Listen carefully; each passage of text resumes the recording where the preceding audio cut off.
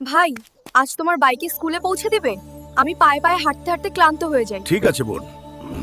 ভাই, আমার জন্য একটা স্কুটি কিনে দাও না। আমার স্কুলের সব বন্ধুর কাছে স্কুটি আছে, তোকে স্কুটি কিনে দেবো? প্রথমবার আমার বোন আমার কাছে কিছু চাইলো, এখন আমাকে অবশ্যই তার জন্য কিছু একটা করে স্কুটি কিনতেই হবে। ম্যানেজার, এই স্কুটির দাম কত? আমাকে আমার বোনের জন্য কিনতে হবে।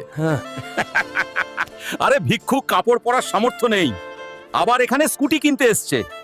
হে ম্যানেজার, মজা করিস না। আমি আমার বোনের জন্য সবকিছুই করতে পারি, এটা মনে রাখিস।